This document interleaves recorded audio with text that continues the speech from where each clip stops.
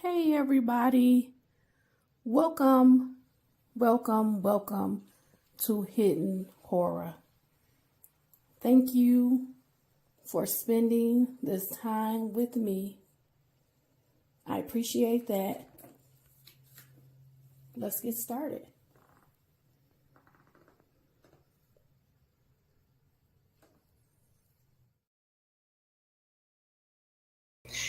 Hey everybody, welcome. How are you guys enjoying this beautiful sunny day? I honestly wanted to jump on a live when I was out because I had heard the news. James Crumbley, the jury has the case. It's like, what? So the case has already wrapped up. 5 days, Thursday, Friday, Monday, Tuesday, and Wednesday. The jury has the case. How is everyone feeling? How are you feeling? How are you feeling out there about this? I really feel like this case, as I had already felt, did not have the same level of evidence against James Crumbley versus the case that was against his wife, Jennifer Crumbley, right? I said it in the beginning. They don't have all the text messages. They don't have all of the interactions. I believe that James Crumbley, he really was kind of stepping back in the relationship and raising his son because Jennifer Crumbley, she was kind of the lead, like I said, the iron fist in the marriage, doing the text messaging, doing most of the communication, making the decisions, and kind of informing James. So they don't have all of those writings, those messages, the communication, the contact with the school. The things that they do have, I feel that they are damning enough. For example, they have the messages between Ethan Crumbley and his friend that said, hey, I've asked my dad for this help. He told me to suck it up. And he said, take some pills. Let me show you. This was in court testimony.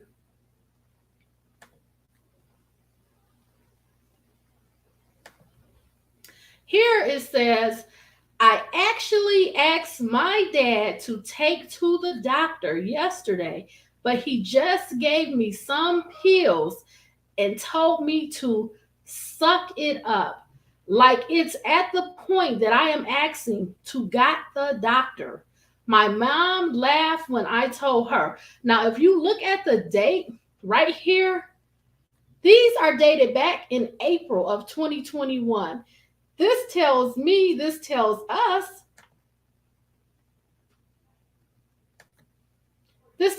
that at the time, wait a minute. Oh, you guys didn't see it. Let me try to do that again. My apologies. I didn't know you guys couldn't see it, so let me try to do it again. Okay, it's sharing now. My apologies. I'm so sorry. In the three messages, the first three messages, the first one reads, I actually asked my dad to take to the doctor yesterday, but he just gave me some pills and told me to suck it up. The second message, like it's at the point that I am asking to got the doctor. And then the last message, when I told my mom, wait a minute, this part was blocking it. My mom laughed when I told her. So those were three of the messages that was presented in court. So I'm going to stop my screen from sharing now. I just wanted you to see that so you can see some of that testimony. I think that's damning because you are being made aware. If you're not talking to your wife, which you should, your son lives with you, you should be talking to him. You should also be noticing his behaviors. You're taking him to school, you're picking him up, you're with your son on a daily basis. And there were pivotal points in his life. I think you can't discount the fact that Ethan Crumbley, he didn't have any other friends. And when his only friend, the one person that he was regularly communicating with through mainly those text messages, I believe they said that there were over 22,000 text messages between Ethan and his best friend. That's a lot of communication. That's daily. That's multiple messages every day. And towards the end, right before Ethan Crumbley, before he did the mass shooting, he was reaching out to his friend. He actually put in his journal um, that he had expressed certain things, certain thoughts, why he was going to shoot up the school, and he messaged his friend before the school shooting and said, "Hey, I wish you the best. I'm about to do something really, really, really bad. I'm going to do this thing, and it's really, really bad, but I wish you the best. Thanks for your friendship." That type of message. So clearly, he was very close to this person, and he lost this person among many other things. And you cannot discount how he was feeling, how he was responding, his actions, his thoughts, the fact that he had insomnia.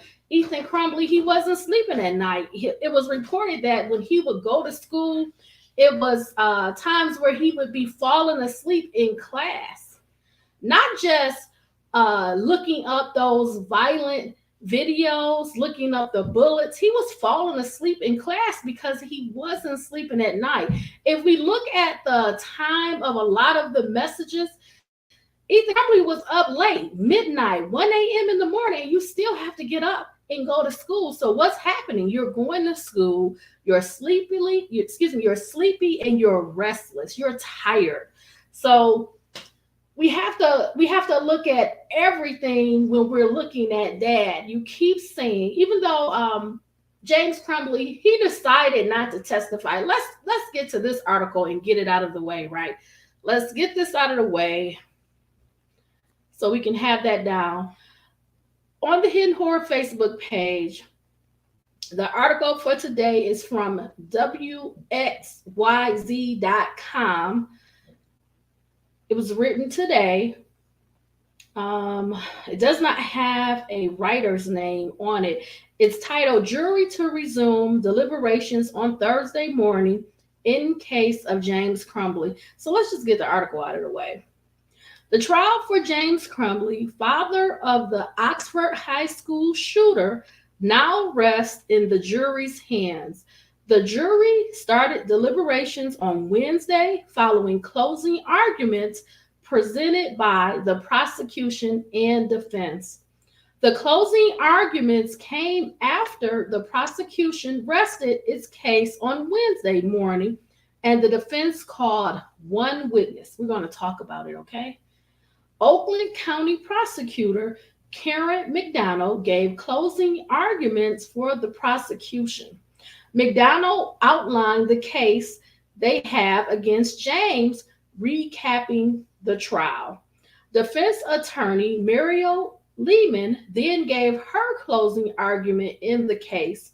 McDonald then wrapped up her case with a rebuttal argument. Following the closing arguments, the judge presented the jury instructions and gave them the case. The jury began deliberations on Wednesday afternoon before telling the court they were going to go home for the day around 4:40 p.m. The first witness for the defense was James' sister, Karen Crumbley. Karen lives in Florida and testified about her conversations with James and her time with the Crumbley family. She said she stayed with them in June 2021 and didn't see anything concerning. I'm going to get to his sister, but I want to wrap this article up so we can just go for it, okay? The defense rested its case after Karen's testimony. James said in court Wednesday that he was going to remain silent and not testify in the trial. James, the father of the Oxford High School shooter, is charged with 4 counts of involuntary manslaughter in connection to the deaths of Hannah St. Juliana, Tate Meir, Justin Schilling, and Madison Baldwin. During the trial on Tuesday, the prosecution focused on access to weapons and how James reacted after the shooting occurred. Maybe I should be stopping because I don't want to forget anything. Okay, let me just finish it up. He could be seen wiping tears as prosecutors played surveillance video from inside the high school. Other witnesses who testified on Tuesday include the officers who were part of the fugitive apprehension team that arrested the Crumbleys and the men who called 911 after finding their car at a warehouse in Detroit. James could face up to 15 years if convicted. Okay, so we got a lot to go. I was out like, oh my goodness, I want to talk to the people. I want to talk to the people, but I was busy. Listen, I was running. I had stuff to do. I was out. I was getting some of that sun. Woo, yes, give me that vitamin D. Give me that vitamin D. So I was feeling great. And I'm like, oh my goodness, I can't do a video in my car. Then I said, oh, I could just go and stop at a park. Then I got busy with life. So here I am. Here I am for you. So Hidden Horror is here for you. Oh, and let me tell you something nice that I did. So while I was ripping and running, I said, you know what? I have enough time. Let me stop at a store. I went to the floral shop. I actually went to see if I could get a basket of fruit. They didn't have any prepared. So I said, you know what? Let me get this beautiful bouquet of flowers. And I took it up to the school where I volunteer. I love them. And I just think so much about the administration, the staff, the people I've worked with for years and years and years. And I wanted to show them. I always get them little gifts throughout the school year. So I said, you know what? This just brings me back to why we do it, why we work together, why we put in this time, where we work so hard to keep the kids safe, to keep them on the right track, to keep them on the track to success, positive thoughts, pursuing their dreams. And I said, you know what? Let me make this stop. I have enough time in my schedule. Let me just drop in, say hi. Hey, people. Hey, people. Hey, hey, hey. I was happy to see them. They're going to see me next week because we got stuff we're doing. And this is what it's all about. It's about community. It's about working together, teamwork, friendship, goals, building teams that care about each other. So I just dropped off some flowers and told them, hey, I'll see you guys next week. Have a beautiful day. Blah, blah, blah. I'm out. I don't even need to see nobody. I'm just, hey, hey, hey. So I just want to remind people, don't forget about the staff, the administrators, the teachers. Even though it may not seem like it, this is a very sad tragedy, something that could have been prevented. Don't forget about those people that are sitting there, putting in their time, their care, their love with our kids. Even if your kids are grown, you can still go back. Show some love, show some kindness, show some help, some support, because everybody pretty much, they're doing their best, their level best. And you're not going to always get everything right.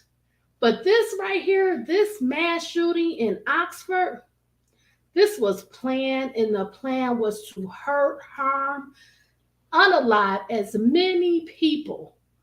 Such a terrible idea that came to fruition because the parents, they lacked care. They weren't there. They weren't responsive. They did not take their child, their son, seriously. And on top of all of that, the neglect, the solitariness of being alone, not being aware of his thoughts, not even knowing what he's doing, and he's in the house with you. That video with Ethan with the gun, they were home. The night he did the 19-minute video outside, they had locked him out of the house. Ethan was 15 years old. So we're going to cut the mess. We're not going to say, hey, I don't know. I wasn't aware. No, you didn't want to do anything about it. You didn't want to address it. You didn't want to talk to your son, your child. You didn't care. You didn't care enough. You could have taken him from the school that day. They asked you to do it. They told you to do it. It was an instruction. It was not a recommendation. You can't say that you weren't concerned. When you're texting your wife, OMG, or whatever the wording was, WTF, whatever it was, that means your wife is saying emergency 911. You get that picture and you don't do anything about it, you overlooked it. You overlooked him over and over again. You act like what was happening wasn't a problem. You left him at home. You had left him at home allegedly from when he was a little boy. And your sister out of state, you're a non-factor. When you're not present in a child's life, when they don't see you, when you don't show up, your words, they fall on deaf ears. They're not listening to you because you have no power in their life.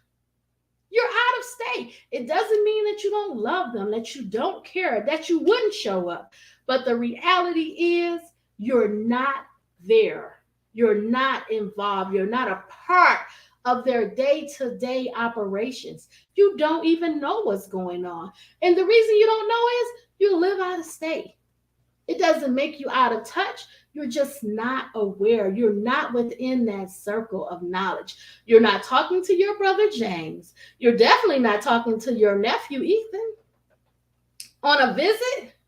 How much can you say about a visit once a year or twice a year, every couple of years?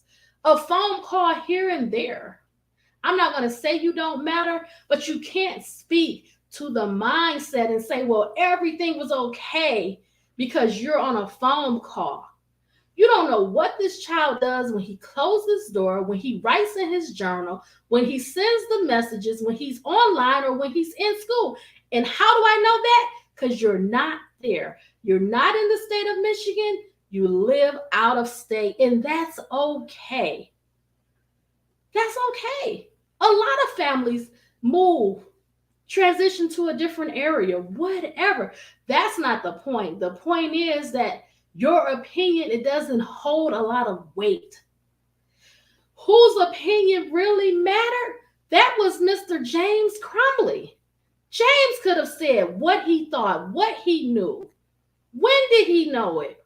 Why did he do the things he did?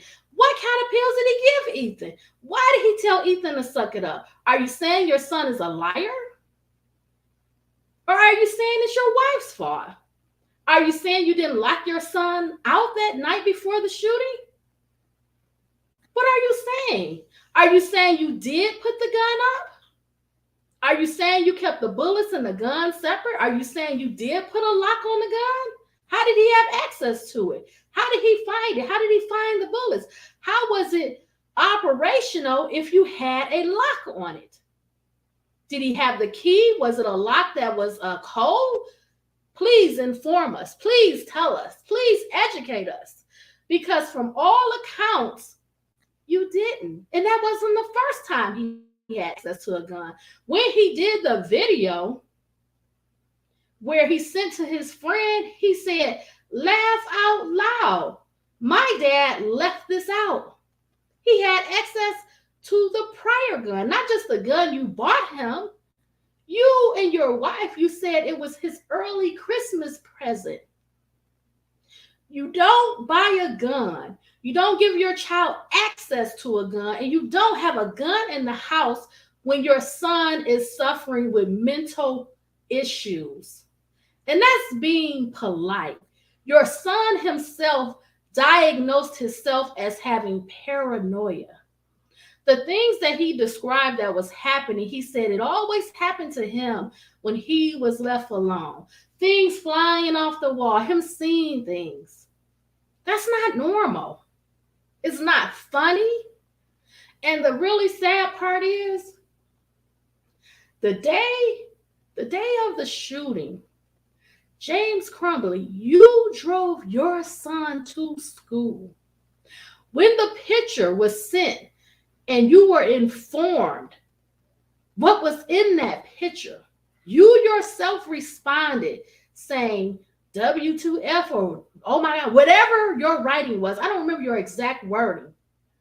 Your son said his life was useless. Your son drew the same gun that you yourself took him to the gun store to buy. A picture of blood leaking from the back of a person's head. Words, blood everywhere. To me, as I have said in many, many other videos, it wasn't a one-off. It wasn't the first time. You and your wife, you dismissed your son. You lacked the ability to put him first. Your job, you could have started the job at any moment when you were ready. On top of the fact that you could have taken him along as you drove for those orders. But again, you didn't put your son first. You had time to go to the horse farm and check on your horses, caring for them, providing for them, spending thousands and thousands and thousands of dollars on them. But you take 11 minutes to address what someone might say is threatening behavior. That picture was of violence. It was a preview to a coming attraction. Those were the thoughts in your son's mind at the age of 15 years old with access to a gun. You never thought, let me go home and check. Let me tell the school. Let me take my son. It was so many opportunities where you could have done something different. When we get this outcome of devastation, of turmoil, of terror, you don't want to take any responsibility. You don't want to look back at all the times you left him alone when he was texting saying, please respond to my text messages. This happens to me when I'm alone. You don't feel accountable for anything as the blood of those kids, those victims, those teachers shed. You think you should be able to walk away with no responsibility? Those kids are never coming home. You still have a life. You still have a son that exists. Those parents, their lives are destroyed. And it's not going to be tomorrow. It's not going to be in a year. It never gets better. It's a daily choice, a daily task to get up, to get dressed, to exist, to operate in a society where nothing stops. After you bury the child, after the trial is over, every holiday, every birthday, you have no idea what suffering is. Ethan Crumbley, being as selfish as he was, he has no idea what sacrifice, what suffering, what he has done. He has harmed, injured, causing all kind of stress, trauma to all of these people in this community. And you want to sit in that courtroom with arrogance? You want to make calls and messages threatening people?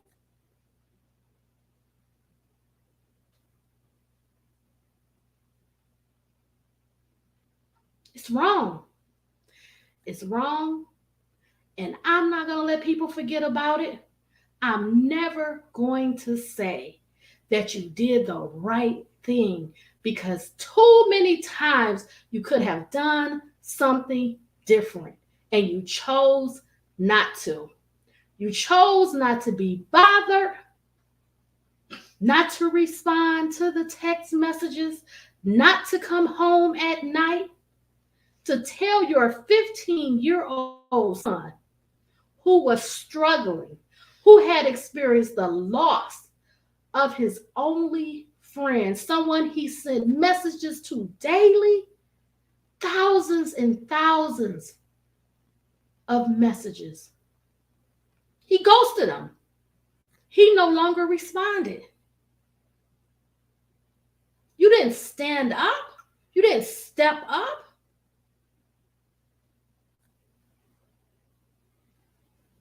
You told him to suck it up because you didn't care. You never cared. You didn't have love for your only child in this household. And the sad part is, all of you Crumbleys, James, Ethan, Jennifer, you're all still here. You don't want to take any blame. Your son said he wanted to be known as a mass shooter. He wanted to hurt as many people as he could. He wanted to be remembered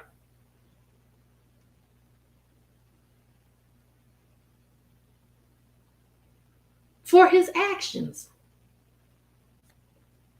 But you know what, James and Jennifer Crumbley? You're going to be remembered for all the times that you didn't act, that you didn't do the right thing, that you didn't tell the school what was going on, that you purchased your son a gun, that he had all of these thoughts, that he was, as he described it, physically and mentally dying.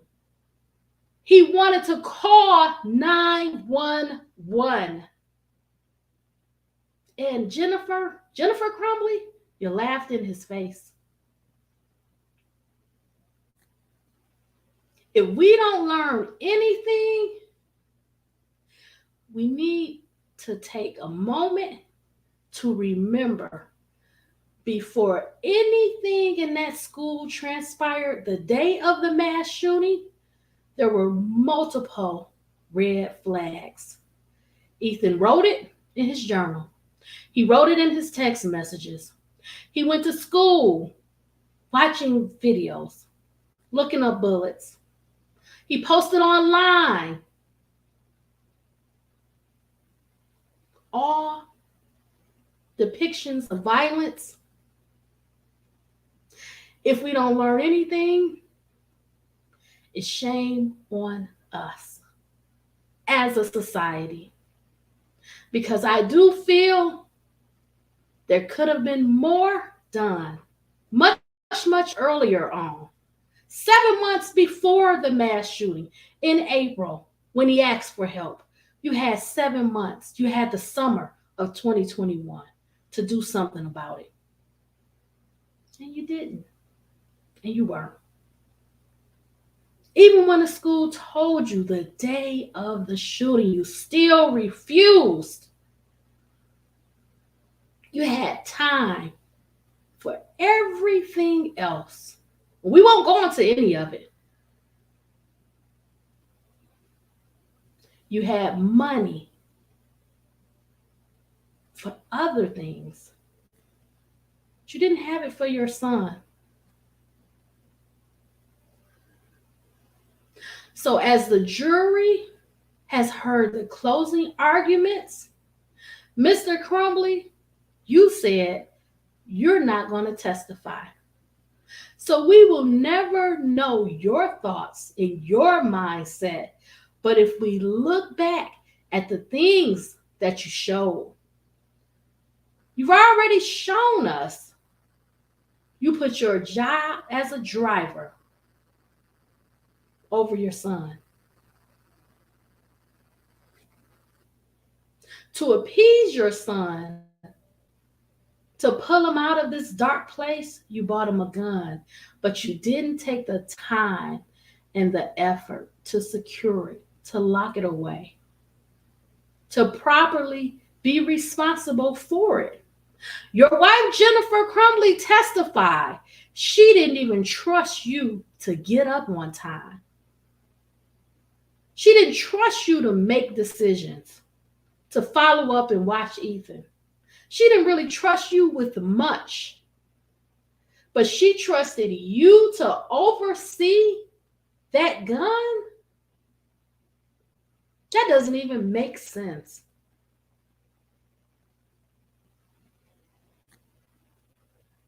We can never know everything. We don't see 100%.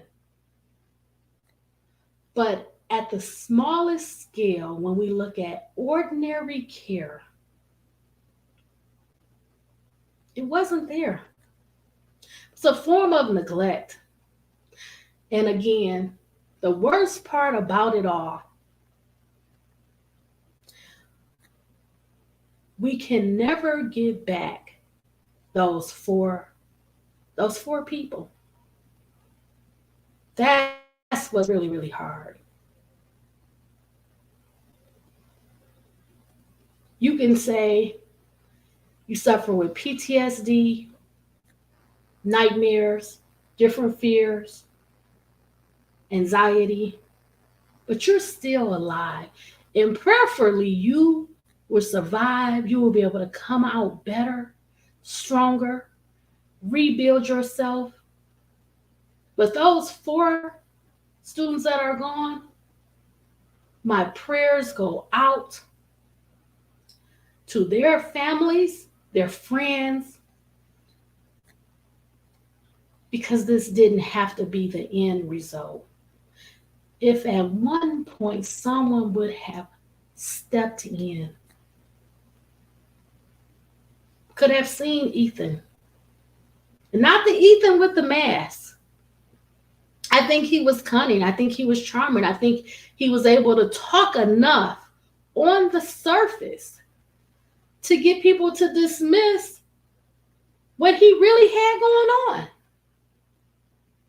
But mom and dad, you both know your son. You know his thoughts, you know his behaviors, and you also know what he's capable of. And I believe the night before the mass shooting, I think that is what set him off. When you two argued with him about his grades and how he was failing, I think it set him off. When you locked him out the house at 15, standing in the dark, he did that video. He was so angry. It was scary because his thoughts, which nobody knows why a person does what they do, but his thoughts were very clear that this mass shooting, it was an opportunity to be illuminated, to be recognized. He said, I have to take this opportunity. I might not get this again. I got to do the mass shooting. Because as he said, his whole life was useless. Going to work, being broke, not having much. You're basically brainwashed when you grow up in society and everybody does this. You're a fool to think you can get ahead. So this is my chance, my opportunity to be known. And I'd rather be known for a mass shooting. And my goal is to see the people suffer. Well, we're suffering, but it won't be forever. Your forever is behind those bars. And those kids, unjustly forever, is in the graves, in their families, this community. The teachers, the staff, the administrators, they're suffering, yes, but it won't be forever. Foundations have formed. Scholarships have come forth. People have come together. The community has come together because you just need a little light in the dark. And most people, they want to be happy. They want to fill their hearts with joy. Sometimes it's a little work to just be happy in this world. So you have to tell yourself, you have to wake up with joy in your heart, peace in your heart. That darkness that Ethan really thought was going to settle, you didn't understand humanity. People want to see people win. They love an underdog. So you weren't going to get far. You might have some hate. You might have some support of hate. But what is that? It's another lifetime of misery. See, those kids, when you took those specific kids' lives, people like that you saw in elementary school, those victims that you saw grow up with you, you have to remember them. And even young, they left legacies behind where people cared about them and loved them. What will people say about you? What did your aunt get on the stand and say about you, Ethan Crumbley? She didn't even know you. She didn't talk to you. She didn't see you. She said she would have got you if she knew. Well, what is conversations with her brother like? He says he's not aware of anything. Your own father in the home says he didn't see you. I think there was cruelty, coldness. I don't think your parents were even around. I don't think they cooked you meals. And I know they didn't take you with them. That's how you grew up. In a house without family, without the love, care, affection, and attention. And you took all of your anger that had been built up over time, everything you ever felt, maybe even seeing the other kids happy, parents showing up, parents that care, they're in sports, they're involved, they're academically doing well. And you targeted those kids. You didn't have anything to lose. You said you were useless, but in reality, you could have turned your life around. Because you know what?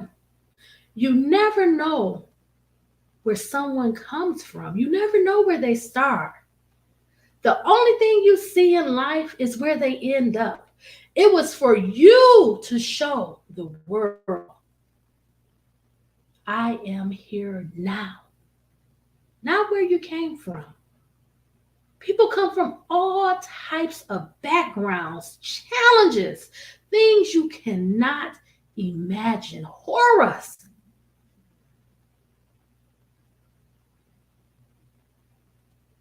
They evolve, they develop, they define a new identity, they recreate, they establish, they soar. They do things, they create things. And it's not because they went to college. And it's not because they're the best.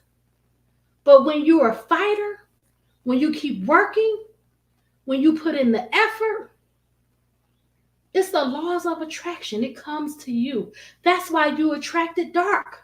Because you were dark. You spent all of your energy, all of your time in a dark place. Thinking of dark thoughts, planning evil. And now look, you have eternity now to rot. That's why I encourage people, please, Ethan Crumbley, he needs also our support. If you have the ability to show him some love, write him a letter, send him a card, he needs it. He needs it. He needs to come out of this for real, not for fake, not for pretend, not to say I'm sorry and not mean it. No, that's not what I'm saying. This dark place is really of evil, and it's not going to get him anywhere. And for James Crumbley, you didn't provide any answers. And that's okay. That is your legal right. But in the end, I look to your actions. You can tell me you love me all day, but what shows up? Who shows up? Where's the behavior? Because we all know words mean nothing. Now, if you tell me you're regretful, you're sorry, you wish this could have not happened, that you could have changed it, that if you made a different choice, maybe things would be different. And maybe you didn't see everything. But please do not tell me that you were unaware, because it's just not true. It's not. Sorry, but it's not. And I don't know what the jury verdict will be, but I do know for the families, there really is no justice. In a case like this, and in many of these mass shootings, particularly at schools, it is just something that needs to be addressed in a different way. The mental health epidemic, we have to do something about it. It can happen anywhere, anytime, at a grocery store, at a school, at a church, at a bank. If we don't start addressing these glaring issues, we're going to be at a time of lawlessness. And we don't need that. We don't want that. We don't need that. That is no type of community to live. So, again, let's sit back. Let's see if the jury comes tomorrow with a verdict. Let's brace for that. But let's also remember this Oxford community, they've been through a lot. And sadly, even after these verdicts, it's going to take a lot of time. And I don't want to overlook the fact that prevention is something that we need to deal more with before we get cases like this. It's not really about James and Jennifer Crumbley being prosecuted as the first parents. It's really about the fact that we have a person who was mentally declining. He expressed it in many forms, and there was really nothing done about it. I think that is another underlying issue. So, thank you for this time. We're on a jury watch right now, and we just have to wait and see. We have to be patient, be prayerful. My prayers and thoughts are going out to this Oxford community, to all the victims' families, their friends, the Oxford Community District, the police, the law enforcement presence. Listen, if we didn't have you guys as police officers coming in, protecting, securing, apprehending these criminals, it would really be bad. So thank you to all law enforcement involved, everybody that put work, feet on the grounds. Thank you to your families for allowing you to step away and do this delicate, very important work. Thank you to the prosecutors. You did an excellent job on these three cases. This was a lot of work. It took um, really 2 years to get James and Jennifer prosecuted, and Ethan is done and been sentenced to life without parole. So thank you for all of your work. I have been watching, I have been detailing this case, and I really care about this case. And I just want to tell everybody, just show a little love, a little concern, a little care, a little gratitude to your neighbor, to your friend, to these school administrators, to law enforcement, because we need each other. That's all I got. I don't have any more. I will see you soon for the verdict. Thank you for spending this time with me. I appreciate it so much. Hidden Horror loves you. I'm really pumped up about the verdict to just see the closure of this case. Um, you know, the families need this to end. They need closure. So we will see what happens. Please remember, stay smart, stay safe, stay savvy, make good decisions, everybody. Okay? I will see you soon. Bye, everybody. Have a good night. See you tomorrow, probably for that verdict. Okay?